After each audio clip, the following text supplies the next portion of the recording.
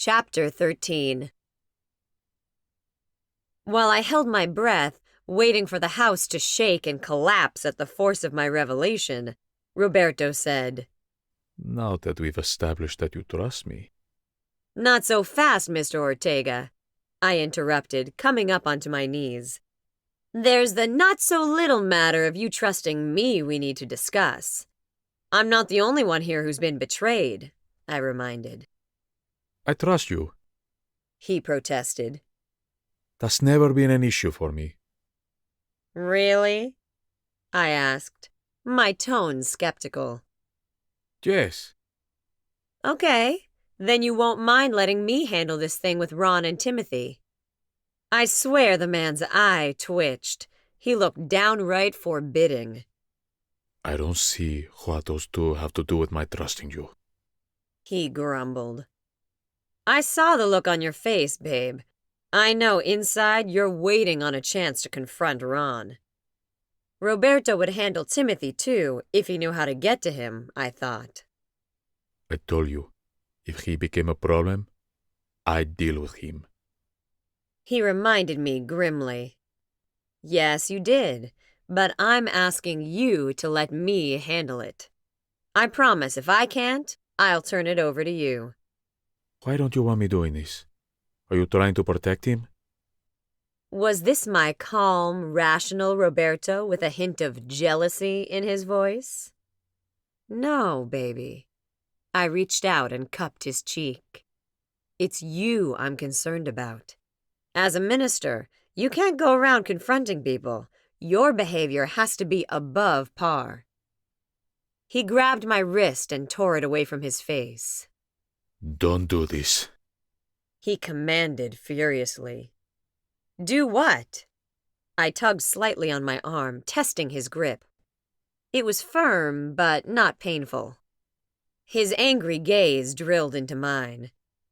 "Treat me differently because of what I am. I'm still a man, first and foremost." I let my gaze travel down his body, lingering on some spots more than others. "Amen to that," I huskily agreed. Roberto groaned. "Woman, I'm trying to be angry with you." I licked my lips, gaze still unashamedly fixed on the growing bulge behind his zipper, then raised hungry eyes to his. "I love every inch of your manliness." My comment earned me a kiss, which led to another, and then another, until we were eating at each other's mouth, trying to deep-throat our tongues. When I came up for air, I was lying in Roberto's arms, once again half-dressed. "For a preacher man, you're very good at stripping me out of my clothes," I teased, panting and trying to calm my raging hormones. "What can I say? It's a gift." He pronounced as he played with my lace-covered nipple. By some miracle, my bra hadn't gone the way of my shirt, tossed on the floor somewhere across the room. In a more serious tone, he continued. "Does my being ordained bother you that much?" I pushed him to his back and came over him, planted my hands on either side of his head, and braced my weight on them. "You being a minister fits. It's me I'm concerned about. Ministers' wives are supposed to be nice and sweet and never put a foot wrong. Basically, everything I'm not." His hands glided up my thighs to toy with the hem of my shorts. "I don't have to accept the position." I shifted my hands to his chest and pushed up into a seated position. "Don't hold back on my account. If you feel this is what God wants you to do, go for it. I happen to think you'll make an excellent youth pastor," I said, being totally sincere. "You know, the youth pastor is also the associate pastor. As my wife, that will make you second lady." He warned. "Yeah, I know." The mere thought of all those eyes watching and judging me was enough to make me nauseous. My uneasiness must have reflected in my expression, for he asked. Think you can handle it? His concern was genuine. What? Being talked about and criticized constantly about my hair, the clothing I wear, and the way I raise my children? Being expected to give generously of my time to every project and be in church every time the doors open? Having to entertain and show Christian kindness to other ministers' wives, no matter how backbiting and evil they are, because my actions reflect onto you? Oh, and let's not forget having the phone ring all times of the day and night from people who... My voice changed to a higher-pitched tone. Have to speak to Pastor Ortega now. It's very important. I shrugged my shoulders. Do I want to? No. But I will. Sounds like you know what you're talking about. He continued to watch every nuance of my expression carefully. My mouth smiled, but I knew it didn't reach my eyes.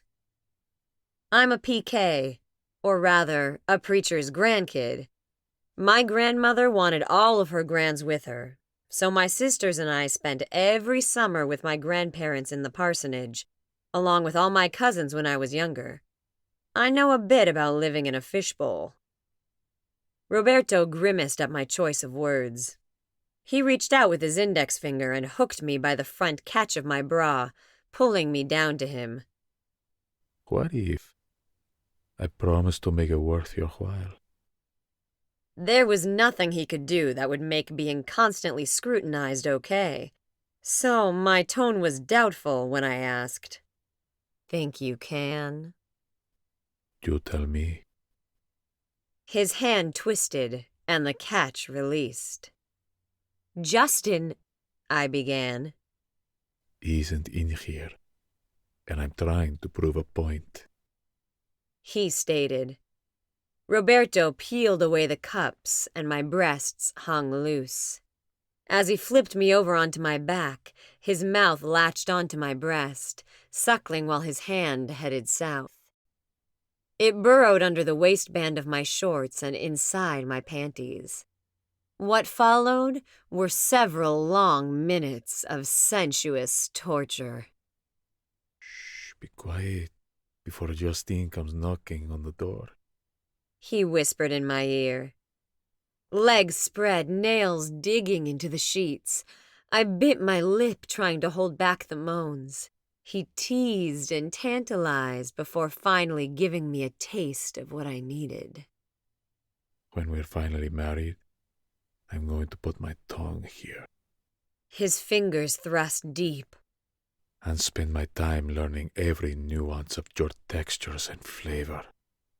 Then, I'm going to see just what it takes to make you scream my name. His words pushed me over the edge. I turned my face into his neck and bit down as an orgasm ripped through me. As I calmed, he asked, So, do you think this will help make up for the pain and aggravation of being a minister's wife? Oh, yeah. I sighed, sated for the moment. With Roberto, it never lasted. I was always hungry for more.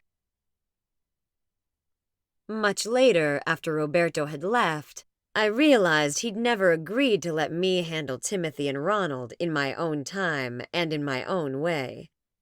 The man was much better at diversion than I. A sigh left my mouth, followed by a chuckle at the way he'd outmaneuvered me. In the future, I'd have to watch myself with him.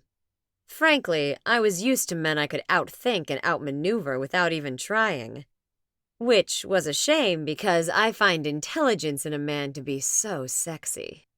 Roberto was breaking the mold of what I was used to in so many ways. A knock sounded at my bedroom door. Since I was decently covered in a pair of PJs, I called out, "Come in." Justin stuck his head around the door. Are you okay? Dad said you were upset earlier. I smiled slightly, touched by his concern. Some things came up in counseling today I'd rather have forgotten. I'm okay now.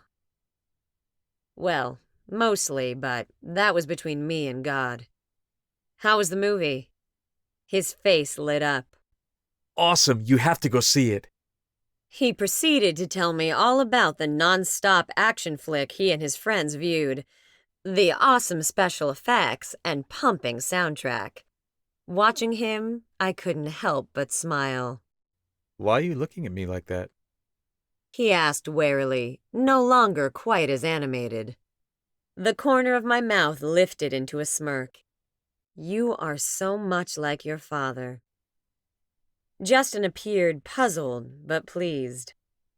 You think so? But It takes more than sperm to be a father, Justin. Lack of DNA contribution doesn't make Roberto any less yours. You have a lot of your dad's mannerisms, his way of looking at things. Mom always said we were a lot alike. He answered slowly. I grinned. Yeah, you are. I'm headed to bed. We have work in the morning. Thanks again for getting me the job. I opened the door. If you hadn't presented yourself well at the interview, nothing I said would have mattered, I informed him. Yeah? Yes, I assured him firmly. It was the truth, and something he could feel good about after all the knocks he'd had lately. He smiled, pleased. Good night. Night, Justin. My smile faded as the door closed. Knowing sleep would be elusive, I pulled out my prayer journal and paused to gather my thoughts.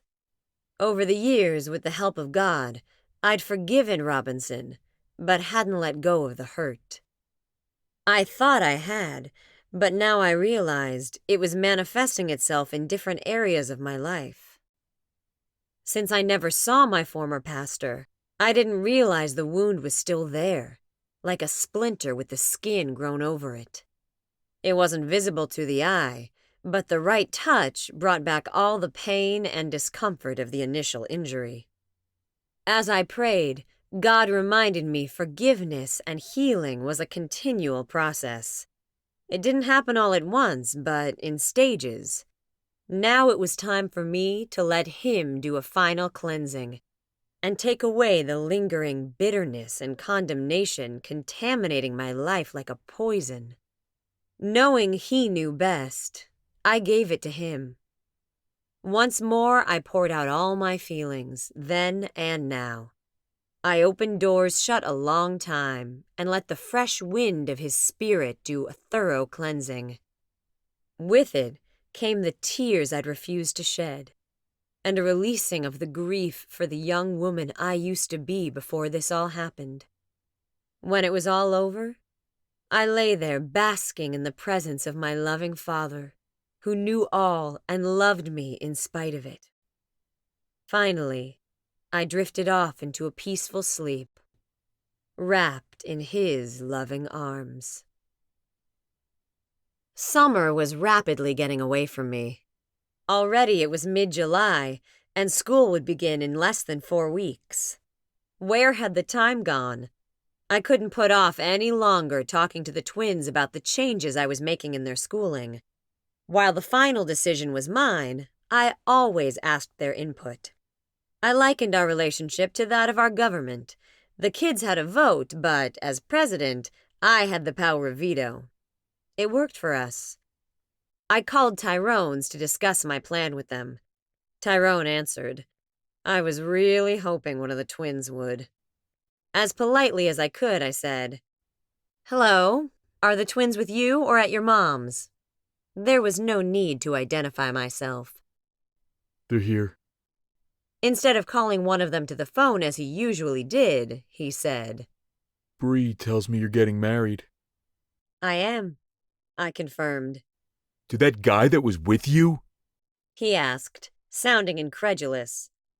Biting back the smart comment I wanted to make, since he'd seen Roberto and I knew the twins had identified him, I limited myself to saying a simple yes. He's white. he announced flatly. Actually, he's Hispanic, I corrected. Looks white to me. I don't want a white man raising my kids. 'Cause you're doing such an outstanding job of fathering them yourself, I thought. But once again, I restrained myself. He's a good man. You'd know that if you bothered to get to know him, instead of being so fixated on the color of his skin. I hope you're not teaching the kids your prejudices. I'm teaching them the truth. Which you wouldn't know if it bit you in the ass, I thought, and then quickly repented for the uncharitable thought. Something I found myself doing often whenever Tyrone and I conversed for any length of time. I don't know what you see in him anyway. You couldn't have found a brother? You had to go to the other side? He asked snidely. That was rich, considering all the white women he'd been with since our divorce. Look, I don't say anything about your flavor of the month. Don't be getting in my business now. Flavor of the month? Tyrone sounded puzzled. Yeah, you change females about once a month. Jealous? I held the phone away from my ear and looked at it in disbelief. No, I calmly denied. The point is, you have women in and out of your life, and therefore my children's lives, since you usually move in with them. I haven't complained or made an issue of it. Do I like it? No. But it's not my business who you're in a relationship with. Now, if they mess with my kids, that's a different story, I warned grimly. I wouldn't bring the twins around them if I thought they'd be a bad influence, Tyrone said, sounding offended I might believe otherwise. Precisely my point. He might have a brain after all. This is completely different. You're marrying this guy. He'll be their stepfather. I think it would be best for all concerned if I keep the kids with me. Then you could do what you want with whomever you choose. You're not keeping my children. My voice got lower, meaner. It's not like you could stop me. I have them now. They could see you on weekends and holidays instead, He insisted. Let me remind you of something. According to our divorce decree, I have physical custody of the children. You can't take them around the block without my permission. You bring them home when it's time, or I'll be at your door with the local sheriff's office. And this time, I'll press charges, I told him in a voice gone cold as ice. I don't know what the hell I was thinking to sign those papers. He groused. Just be glad I'm not enforcing the whole decree. In addition to being responsible for the twins' health and life insurance, which he wasn't providing, Tyrone was also responsible for mine. He muttered something uncomplimentary, then yelled out, Kids, your mom's on the phone! It clattered in my ear as he dropped the receiver. From time to time, Tyrone forgot I wasn't one of his bubble-headed girlfriends, and I had to remind him just who he was dealing with. It explained why real conversations between us were few, maybe about once a year. I didn't dislike the man. I was indifferent to him, which in his mind was probably worse. And, unlike his mama and his women, I didn't give in to him just because he asked nicely. Hey, Mom, what's up? That was Bree. Where's your brother? I want to talk with both of you. Brandon! Pick up the phone! I rubbed my aching ear. Thanks, I really didn't need that eardrum. Oh, sorry, she said with a laugh. Is this going to take long? My team's in the playoffs. Brendan complained. To the unknowing, one would think my son was referring to an actual sports team. I, however, being well acquainted with his gaming habits, knew he was talking about one of his many video games. The game can wait. That's why systems have pause buttons and come with memory cards. He grumbled but settled down. The reason I called is to tell you the wedding's been moved up. We're looking at January instead of June. Rather than have you switching schools in the middle of the school year, I think it would be best if I enrolled you in Beaches High now. They have an awesome magnet program. But before I did, I wanted your thoughts, I concluded. I already know some kids there, so that's fine by me. How are we going to get to school? Bree asked. There's a bus that comes over here. And if necessary, Roberto can take you to school in the morning, and I'll pick you up. They just switched him to the graveyard shift at one of the post offices on this side of town, so it would be easy for him to do. Okay by me, Bree said. Brendan. He usually didn't care one way or the other when it came to making decisions like these, going along with whatever his sister or I wanted. Because of this, I always made it a point to question him specifically to get his thoughts and draw him out about his feelings on the things affecting him. I won't be there, so it doesn't matter to me what you do, he said in a sullen voice. Excuse me? It was both a warning and a question for clarification. He sighed, but when he spoke again, it was in a more respectful manner. Dad says I can stay with him, and since I have to change schools anyway, I'd rather be here with the guys I know. Anger flared, but I tried to control it. As evenly as possible, I said, Brendan, staying with your dad is not an option. The man can barely take care of himself. I don't like the way he bounces from woman to woman, not to mention from place to place. If he were more stable, maybe. But as things stand now, no. Dad's changed. He's got a really good job now, and he says he'll upgrade to a 3-bedroom apartment if I live with him. I already know all the guys around here and the ones from Grandma's neighborhood. They have a cool football coach, and the guys say I have a good chance of making the team, he said earnestly. Besides, Dad says I'm old enough to decide who I want to live with. He finished a bit belligerently. Did he really? My voice was dangerously quiet. I heard my son swallow hard. Yes, ma'am. I told you Dad was full of it. Bree jumped in.